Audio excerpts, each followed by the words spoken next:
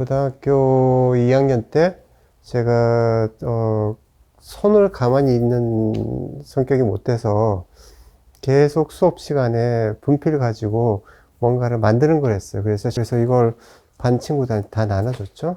선생님이 너 되게 잘 만든다고서 하셔서 고등학교 2학년에 처음 미술학원이라는 데를 한번 가보라고 추천하셔서 가보게 되고, 그러면서 시작을 하게 된 것 같아요. 학생 때 특히 80년대 대학에서 강조했었던 것은, 제가 뭔가 주제를 정해서 저의 관심사를 통해서 어떤 작품 세계를 펼친다기보다는 기본을 배워라. 그러니까 나무 깎는 법을 배워라. 장인정신 같이 뭔가 하나하나 육체로 해보고 경험을 해보면서 그 맛을 느껴라. 이런 쪽에 많이 수업이 집중되어 있던 것 같았어요. 영국에 제가 들어갔던 대학원 교육 과정은 회화와 조각과 그리고 영상과 퍼포먼스와 사진을 하는 사람이 한 그룹에 되어서 수업을 받았던 기억이 있어요. 특히 당신 거는 뭡니까? 도대체 뭐에 대해서 관심이 있어요? 당신 누구예요? 왜? 그거 왜 해요? 이런 질문을 받을 때 조각이라는 과정을 겪거나 회화라는 과정을 겪거나 영상을 찍어서 가져오나 결국 굉장히 프로세스가 유사하다는 것과 굉장히 독특하게 존재하고 그 매체의 장단점을 통해서 그 얘기에 가장 적절한 매체를 선택하게 되는, 생각과 관심사가 더 어떠한 경험과 표현 방식보다 중요하게 먼저 이렇게 선행돼야 된다라는 생각을 하게 됐던 계기가 유학 시절에 있었던 것 같아요.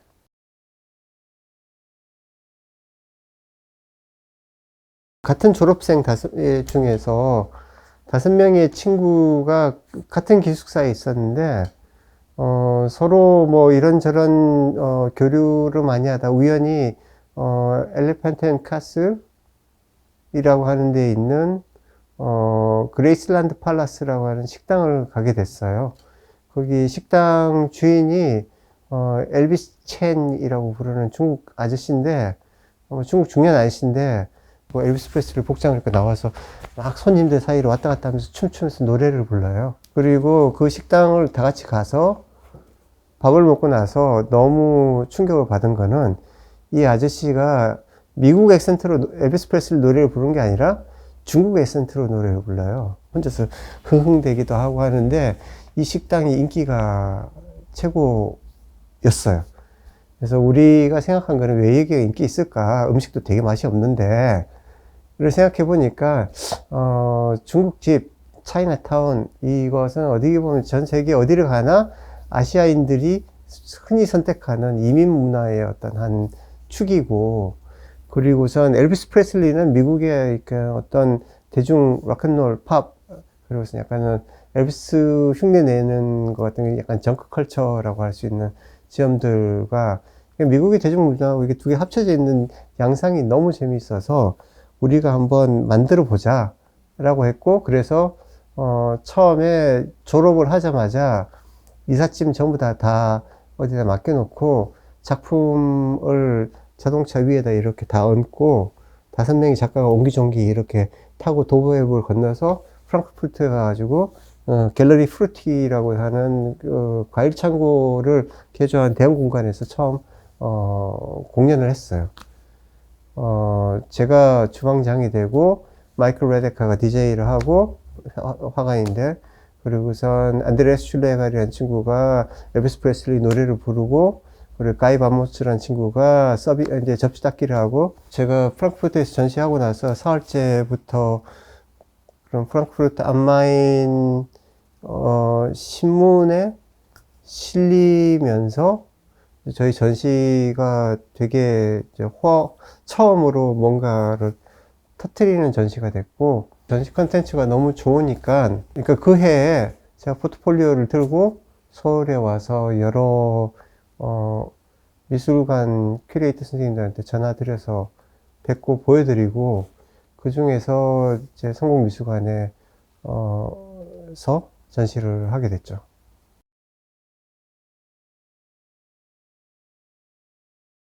유학을 간 사이에 분당이라고 하는 새로운 도시가 생기고, 부모님이 거기로 이사를 가셨으니까 그 아파트가 같은 장소인데 콘크리트에 그냥 숲이고, 막 그 동네가 그 동네 같고, 번호만 똑같고, 똑같은 쇼핑몰과 똑같은 아파트가 있는 걸 보면서 이제 이질감을 느끼면서, 서울이란 도시와 뭐 한국에서의 이런 새로운 삶의 문화에 대한 충격을 좀 받았던 것 같아요.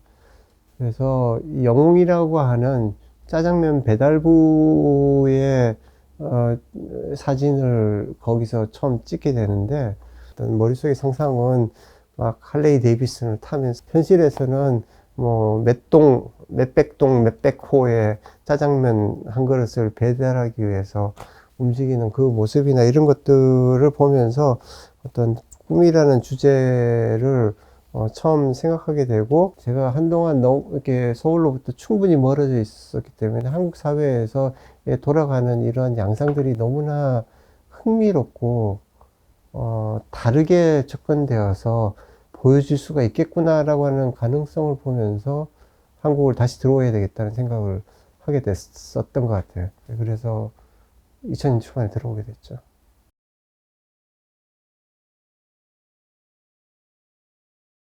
내 사랑 지니의 가장 어떤 핵심적인 것은, 제가 사진에 굉장히 관심을 가지게 되면서 인물 초상을 꼭 찍어보고 싶다는 생각을 했었었고, 그렇지만 사진에서 인물 초상은 맨날 그 사람의 껍데기, 그냥 그 모습, 분위기, 느낌, 표정, 감성 뭐 이런 거를 찍겠지만, 그 사람이 무슨 생각하고 있는지를 드러낼 수는 없는 것 같다는 생각을 들었고, 그래서 내 사랑 지니 사진을 통해서 뭔가 꿈을 물어보고 꿈을 실현시키는 작업을 함으로 인해서 사진이 가지고 있는 어떤 얘기를 담아낼 수 있는 구조, 또 남과 소통할 수 있는 방식, 그리고선 그 사진을 통해서 결과적으로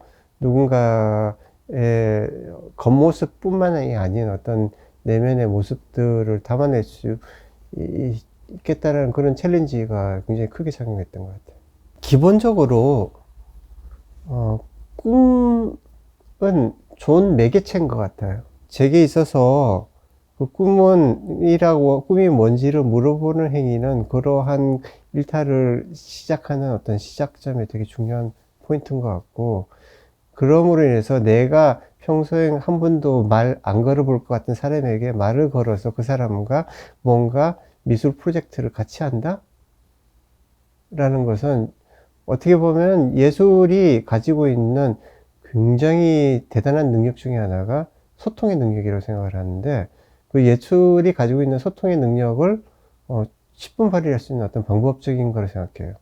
예술은 되게 적당하게 사람들에게 뭔가 이상하고 새로운 걸 시도를 하지만, 동시에 뭔가 나쁜 일을 하는 것 같지는 않고, 동시에 이게 상업적으로 활용될 것 같지도 않고, 뭔가 동시에 순수한 의도를 가지고 있을 것 같고, 예술이 가지는 장점들이 분명히 저는 소통에서 크게 작용했다 생각해요.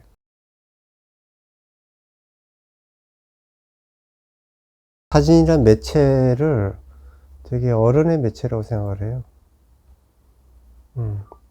내가 원하든 원하지 않든 그 속에는 결국은 사회적 현실과, 그리고선 맥락들이 계속 담겨지는 그런 매체들이고, 여러 가지 애들 그림 속에는 중력도 없고, 색깔도 진짜 원하는 크레파스 손에 쥔 대로 그리니까 황당한 색깔에 음, 차원, 입체도 존재하지 않고, 그런데 애들의 그러한 상상력을 가장 어른의 매체로 표현을 하려면은 여러 가지 난관이 많아요. 5살짜리, 6살짜리 애가 그린 그림을 어른 대여섯 명이 서너 시간 토의를 해보면은 이게 결코 쉬운 문제가 아니라는 걸 직면을 하게 되죠. 그리고 그걸 통해 가지고선 뭔가 되게 충실하게 현실에서는 없는 거를 뭐 포토샵으로 그려낸다면 쉬운 문제겠지만, 네덜란드 작업은 5 대형 필름으로 이제 찍은 가장 비현실적인 현실 속 사물의 구성들이라고 할까? 그런 사진들이에요. 저는 제가 사진이란 매체를 쓸 때, 그냥 관성적으로 이유 없이 사진이란 매체 쓰고 싶지 않아요. 다른 매체 선택할 수 있는데 왜 사진을 굳이 찍을까를 생각해 보면은, 사진으로서 가장 표현하기, 저에게 힘든 비현실적인 어떤 모습들을 있는 그대로 담아낸다라는 그 구조 때문에, 사진이란 매체가 흥미롭게 다가와서 사진을 썼을 뿐이에요. 제게는, 과거를 되돌이킬 수 있는 하나의, 어떤 기억의 상자이기도 하고, 동시에 그것을, 사람들과 함께 무언가 현실에서 일어나는 것을 충실하게 기록해주는 기록의 도구이기도 하고, 또한 이 얘기를 만들어내주는 하나의 스토리텔러로서의 얘기의 기능이기도 하고, 그렇다고 생각합니다. 저는 말 그대로 동일한 아파트에 사는, 가족들과, 우리 집하고 똑같이 생긴 집에 사는 다른 사람들에 대한 호기심과 궁금증에서 시작됐어요. 아파트에 사시면은 옆집에 어떻게 해놓고 사는지 궁금하실 거라고 생각을 하고, 또 바로 윗집을 찾아가 보면은, 우리 집과 똑같이 생겼는데 다른 것에 굉장히 낯설면서 신기한 경험을 하게 된다고 생각해요. 동일한 아파트에 사는 사람들을, 그러니까 마치 내 사랑 지니처럼 이렇게 문 두들기고 예술가인데 사진 찍는다고선 말씀드렸을 때, 가족 사진 찍어 드린다고 말씀드렸을 때 문 열어주신 분들에 한해서 가서 촬영하고선, 사진은 그러나 미술관에 전시 보러 오시면 나눠드립니다라고 하면은 전시 보러 오셔서 이제 제 사진을 받아가면서 동시에 남의 집 사진들을 굉장히 유심하게 바라보고 가시는 그런 작업이었어요.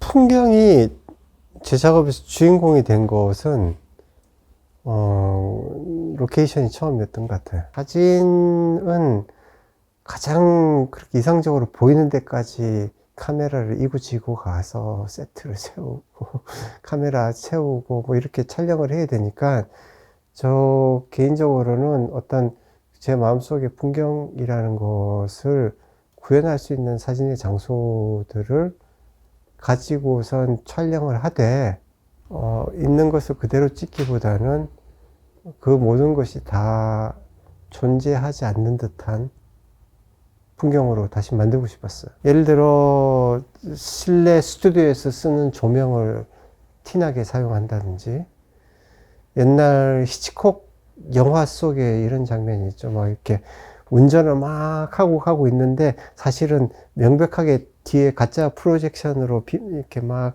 쏘고 있고, 그냥 서 있는 차에서 앞에 선풍기 틀어놓고 운전하는 듯한 풍경의 모습을 실제 태안반도에 있는 목장에 가서, 한 30m의 캔버스 천에 흙을 발라서 진흙길을 가짜로 만들어 놓고 그 위에다 차를 세워놓고 사진을 찍는다든지, 포토샵으로 간단하게 두 장소를 찍어서 그냥 합성만 하면 될 일을 왜 거기까지 세트를 지고 가서 촬영을 해서 했느냐 하면은 저는 그러한 화가들이 정신적으로 이렇게 마음속에서 있는 풍경을 고스란히 그려내는 것이 아니라 자기 상상력에 의해서 이렇게 만들어 나가는 그런 노고를 실제 사진을 찍으면서 제가 구현을 해보고 싶었던 생각이 있었던 거예요. 저는 어릴 적부터 옛날 영화들 정말 좋아했어요. 특히 그 MGM사 영화사에서 나왔었던 1950년대 대형 세트, 대규모 세트가 등장하고 배우들이 등장해서 막 같이 춤추고 석양을 얘기할 때 막 조명과 이 무대 장치들이 바뀌면서 어떠한 스케일로 보여주는 어떤 감각들, 이거는 컴퓨터가 만들어지기 전 세대의 모든 것을 다 이렇게 손으로 만들어서 뚝딱뚝딱 만들어서 보여주는 그런 풍경들이, 제가 국립현대미술관 올해 작가 전시장에 처음 이런 걸 제안받았을 때 미술관을 그런 헐리우드식의 영화 세트장을 만들고 그 안에서 제가 원테이크의 영상 작품을 촬영하겠다, 그리고 그 모든 것의 퍼포먼스를 기록하겠다는 그런 생각으로 영상 작품을 만들게 됐었죠. 원테이크의 의미는 세상에서 가장 불합리한 방법으로 찍는 영상이라고 생각을 해요. 6개의 풍경을 하나씩 보는 앞에서 구현을 하는데, 사실은 쟤 둘이 안 좋아해.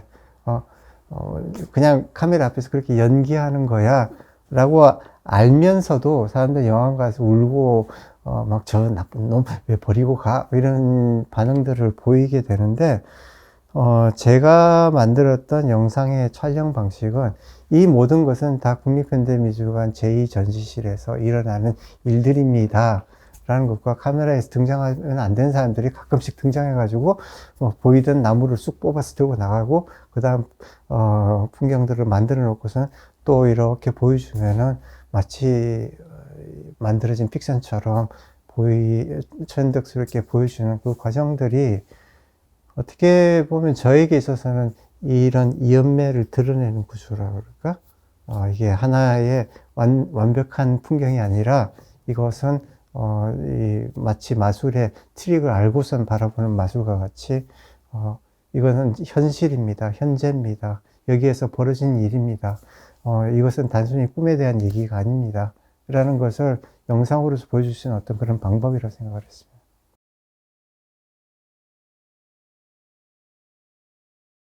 마술사의 산책 같은 경우는 후쿠시마 원전에서 가장 가까운 국국립미술관에서 제가 전시를 하면서 큐레이터에게 제안을 받아요. 이제 그 제안이 희망에 대한 전시를 해달라는 거예요. 저는 솔직히 좀 어려웠던 지점이 이 원전, 방사능이 새는 원전에서 100km 떨어진 지역에 사는 사람들에게 뭐 희망 얘기를 해봤자 그래, 말은 좋은데 너는 여기 안 살잖아 라는 어떤 진정성에 대한 문제점에 부딪힐 수밖에 없는 상황이었죠. 그래서 정말 고민을 하고 있는 차에 우연히 그 미술관 앞에 마사지 샵에 시각장애인 안마사가 마사지를 정말 잘한다더라. 근데 심지어는 사진도 찍으신다더라 라는 얘기를 듣고 너무나 흥미를 가지게 돼서 당장 만나러 갔었었는데, 막상 가서 만나서 보니까 옛날 초창기 디지털 카메라를 가지고 있는데 제대로 찍힌 사진이 하나도 없더라.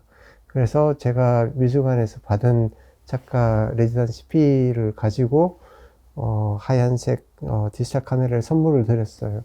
이거 뭐 미술관에서 나온 돈으로 산 카메라니까 부담 느끼실 필요는 없지만 혹시라도 찍은 사진을 저한테 보내주시면 정말 고맙겠다 라고 말씀을 드렸더니, 그 다음 달부터 매달 8,000장의 사진을 보내주셨어요. 그래서 1년 동안 제가 8만 장의 사진을 받았고, 그 8만 장의 사진은 대부분이 자기 집 앞에서 마사지 샵까지 가는 거리를 찍은 것과 출퇴근길을 찍은 거예요. 8만 장의 사진을 받아서 내가 뭔가 작품을 만들겠다 열심히 들다 보다 보니까 1년 동안 보다 보니까 그 길을 다 외워버렸죠. 제게 있어서 마술사의 산책은 어떻게 보면은 그분의 집에서부터 비롯되어서 1년 동안 시각장애인 엄마사가 남겼던 기록을 마술사와 함께 다시 찾아가는 그런 구조의 영상 작품이고, 그리고 그 영상은 어떻게 보면 불가능한 풍경을 찾아내기 위한 저의 목적이 굉장히 크게 가미가 되어 있습니다.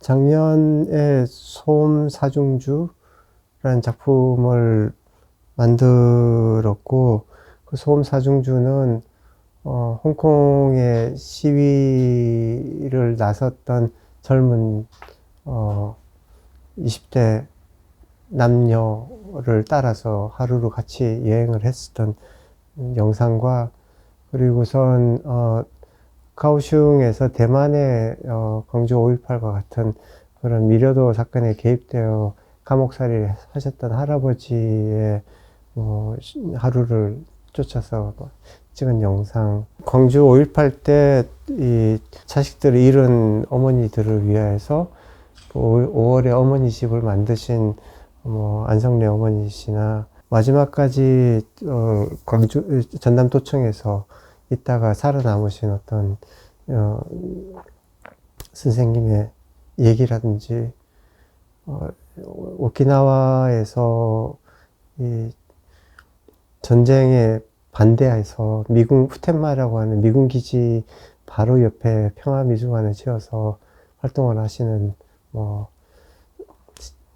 사키마 씨라든지 이런 분들을 만나서 인터뷰하고선 돌아다니는 영상 작품을 만들었어요. 근데 중요한 것은 이 4개의 영상은 각각 전혀 관계가 없는 4곳의 장소에서 각각 전혀 상관이 없는 사람들의 얘기들을 담고는 있지만 4군데에서 벌어졌던 모든 대사와 얘기들은 4군데의 자막으로 해서 나오게 되는데, 그 자막의 텍스트는 다시 그것이 전혀 다른 맥락에서 거기에 역사와 이런 것들을 서로 얘기되게 돼서 제가 이제 궁극적으로 하고자 했던 건 한 곳에서 벌어졌던 얘기와 한 사람의 얘기가 다른 곳에서 맥락 없이 다르게 벌어졌던 것과 무관하지 않게 연결되어서 하나의 합주를 이루는 그런 작품을 만들고 있고, 사실 지금은 4군데에서 이걸 작품을 진행을 했지만 제가 관심이 있는 것은 아시아의 근현대를 겪으면서 있었던 이런